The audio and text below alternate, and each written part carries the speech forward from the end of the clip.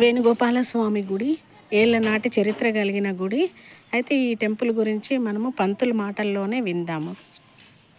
Temple start. స్వామివారి ఇది స్వయంభూ వేణుగోపాల స్వామి దేవాలయం, రామన్నపల్లె గ్రామం, తంగలపల్లి మండలం, రాజన్న సిరిసిల్ల జిల్లా.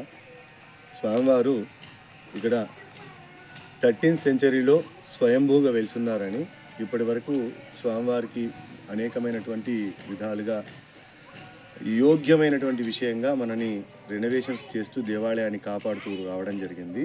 ఇది స్వామివారి ధ్వజస్తంభము. ఇలా వస్తే మీకు ఇది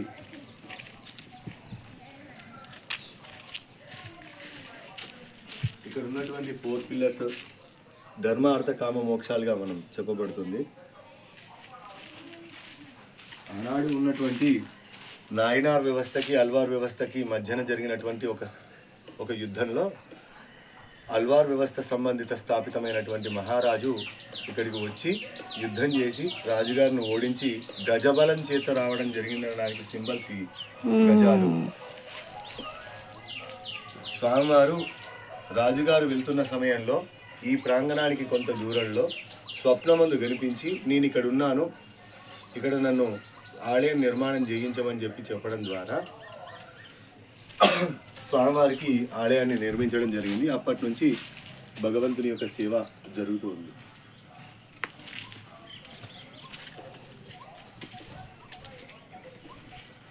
స్వామివారి వెనుకాతల ఇది స్వయంభూ అనడానికి కావాల్సినటువంటి శిల. ఇది స్వామివారి యొక్క వెనుక భాగం అంతా కూడా ఈ రాయి ఆవు కూర్చున్నటువంటి పృష్ఠాకారంలో ఉంటుంది. గో పృష్ఠాకారం అంటారు. ఇక్కడ నుంచి విజువల్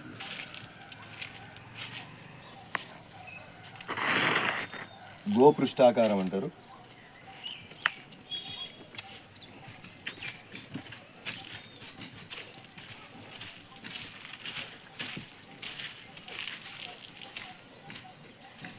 స్వామివారు ఏంటంటే ఉత్తర మొహంతో ఉంటారు. 365 డేస్ ఉత్తర ద్వార దర్శనం, వైకుంఠ ద్వార దర్శనం చేస్తే ఏ ఫలితమో ఇక్కడ 365 రోజులు వైకుంఠ ద్వార దర్శనం చేసుకున్నటువంటి పరిపూర్ణమైనటువంటి భాగ్యం మనకు భగవంతుడు మనకు కలిగజేస్తున్నటువంటి అంతా కూడా స్వామివారిని స్మరించండి. చాలామంది చాలా చోట్ల నుంచి వస్తున్నారు.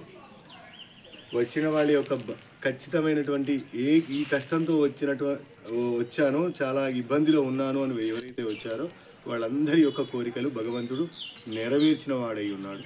వాళ్ళ కోరికలు నెరవేరినాయి అనడానికి ఈ డెవలప్మెంట్ అంతా కూడా ఇది కాంపౌండ్ కానీ ఇతరత్రమైనటువంటిది అక్కడ రథం ఏర్పాటు చేయడం కానీ జరిగింది. ప్రతి సంవత్సరం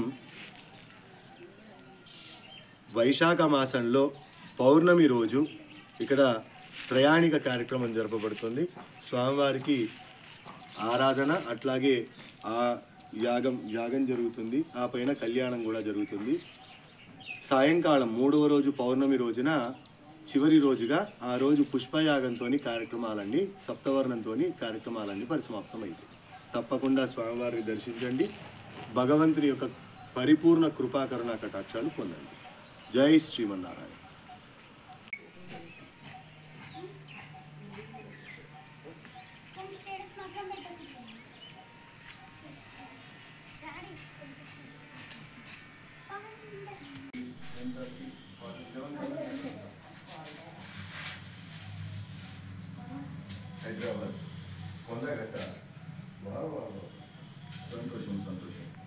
చూసారు కదా, ఈ గుడికి అంత చరిత్ర గలదన్నమాట. వేణుగోపాల స్వామి టెంపుల్కి మీరు కూడా రండి. వేములవాడ సైడ్ వచ్చినప్పుడు ఇటు రండి.